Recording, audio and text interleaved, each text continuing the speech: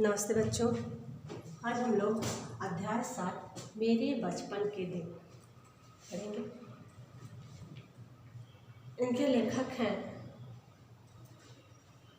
लेखिका हैं महादेवी वर्मा। महादेवी वर्मा अपने बचपन के दिनों को याद करते हुए लेखिका हैं। उनमें कहते हैं कि लेखिका के परिवार में पहले लड़कियों का जन्म लेते ही मार दिया जाता था, इसलिए उनके कुल में 200 वर्षों तक कोई लड़की नहीं हुई। 200 वर्षों के बाद लेखिका का जन्म हुआ। लेखिका के दादाजी ने दुर्गा पूजा करके लड़की मांगी थी, इसलिए उन्हें अपने बचपन में कोई दुख नहीं हुआ। लेखिका को उर्दू, फारसी, अंग्रेजी तथा संस्कृत भाषाओं को पढ़ने की सुविधा प्राप्त थी। हिंदी पढ़ने के लिए तो उन्हें उनकी माँ ने ही प्रेरित किया। पिता अंग्रेजी के और दादा उर्दू के जानकार थे,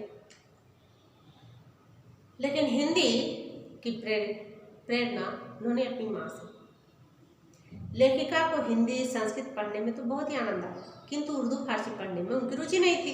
मिशन स्कूल की दिनचर्या भी उन्हें अपनी ओर आकर्षित ना कर सकी, इसलिए उन्हें क्रॉसवेट गर्ल्स कॉलेज में भर्ती कराया।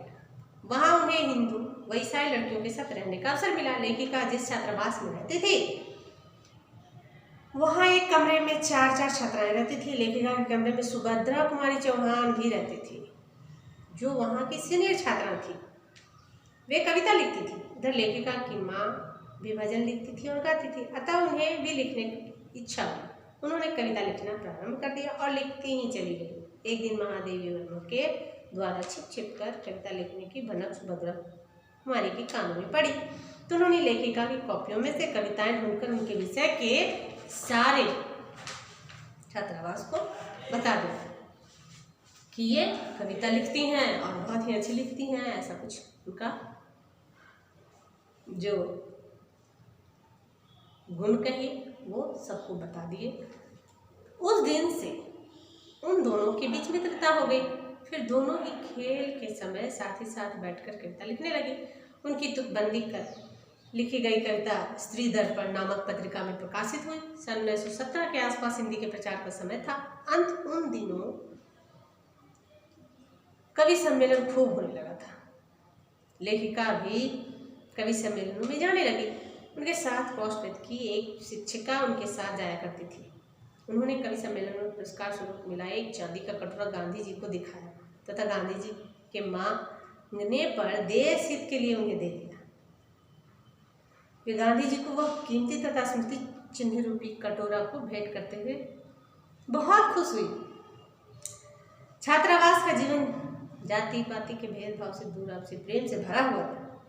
एक परिवार जैसा था। जेबू नाम की एक मराठी लड़की लेखिका का सारा काम कर देती थी।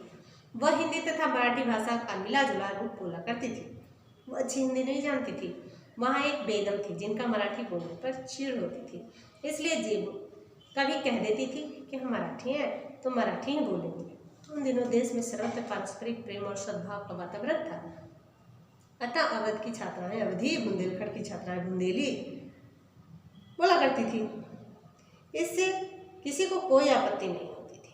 मेस में सभी एक साथ खाना खाती थी, इसमें कोई झगड़ा नहीं होता था। लेखिका का परिवार जैसे जहाँ रहता था, वहाँ एक जवाड़ा की बेगम साहिबा का परिवार भी रहता था। उनके परिवारों में बहुत घनिष्ठता थी। उनके बीच कोई जाति या धर्म संबंधी भेदभाव नहीं था। वे एक दूसरे के जन्मदिन पर परिवार जैसे मिलते थे।